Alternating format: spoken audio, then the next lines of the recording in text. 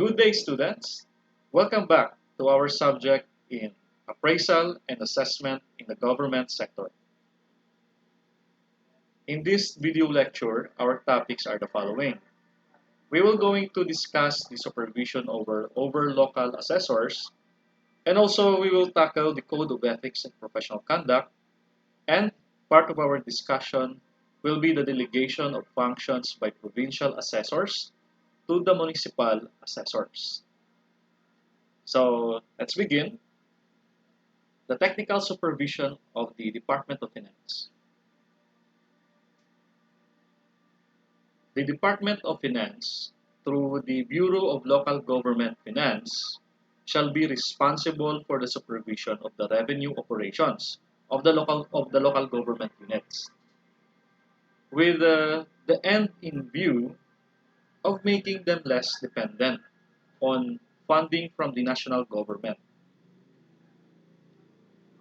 The Bureau of Local Government Finance shall exercise a technical supervision and coordination over the treasury and assessment operations of the local governments. It provides consultative services and also a technical assistance to the local governments and the general public on real property assessments, local taxation, and other related matters, and exercise a line supervision over its regional offices and the local treasury and assessment services nationwide.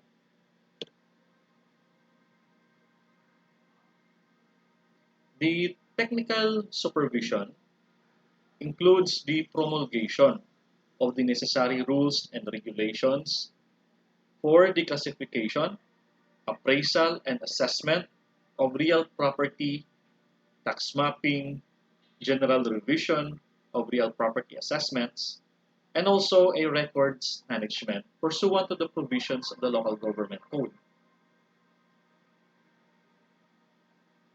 It includes the submission of the prescribed reports to the Department of Finance through the Bureau of Local Government Finance for purposes of monitoring compliance with existing laws, rules, and regulations on the foregoing subject matter. The Department of Finance, through the Bureau of Local Government Finance, shall exercise the authority to examine and also to enforce compliance with the assessment laws, rules, and regulations. For this purpose, the Department of Finance and the Bureau of Local Government Finance shall, on a continuing basis, issue a guidelines, rulings, and opinions on matters relating to the classification, appraisal, and assessment of real property, and other issues relative thereto to the strict compliance of all the local assessors.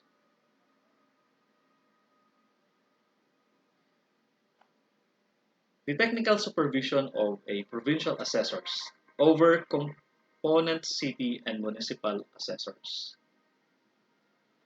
The technical supervision, it includes the authority of the provincial assessor to review actions taken by a subordinate official to determine a compliance with existing pertinent rules and regulations regarding the conduct of a day-to-day operations of officials or offices concerned.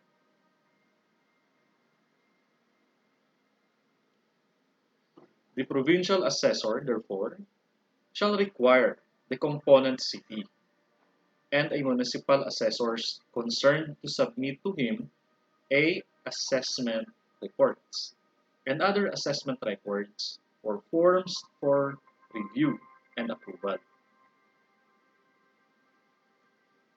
Next, let's discuss the code of ethics and a professional conduct.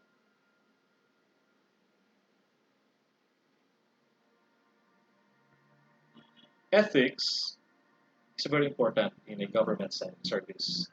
So to promote and preserve the public trust inherent in the assessment service. An assessor and all assessment personnel must observe the highest standard of professional conduct ethics.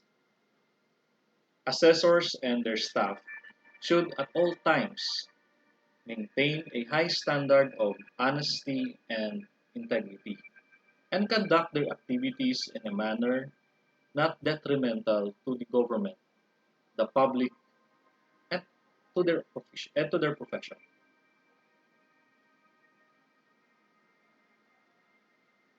It is unethical to assessors and all assessment personnel to conduct their professional duties in a manner that could reasonably preclude the appearance of impropriety.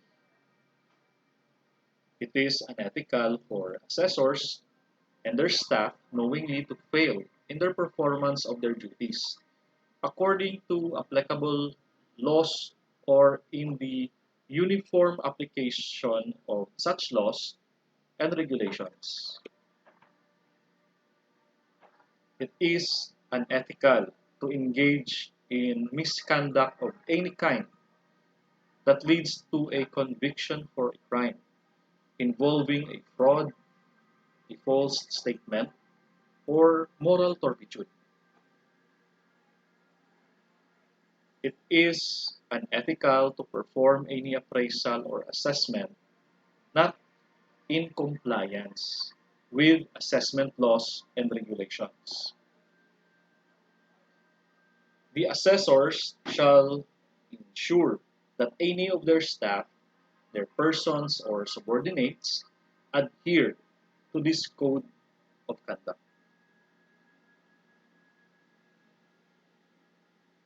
Let's discuss the delegation of functions by provincial assessors to the municipal assessors. In Section 200 and 232 of the Local Government Code, it provides that the real property tax is generally a provincial imposition. Therefore, it is in the province that is vested with the power to levy and administer the real property tax and not the municipality. For reason of being a part of the provincial government, it is the office of the provincial assessor that shall perform such duties and functions as may be essential to the administration of the real property tax. The provincial assessors have the authority to determine whether or not a municipal assessors within their territorial jurisdictions may be authorized to approve tax declarations covering a real properties within their respective municipalities. The municipal assessors, therefore, shall perform all the duties and functions related to the classification, appraisal, and assessment of a real properties for taxation purposes within their respective municipalities under the direct and immediate supervision of the provincial assessor. However, if the minimum personnel requirements of the municipal assessors um, office as prescribed in this manual that we are being used has been complied with, it is mandatory for the provincial assessor to delegate functions to the concerned assessors in accordance with Section 472, number 12 of the Local Government Code.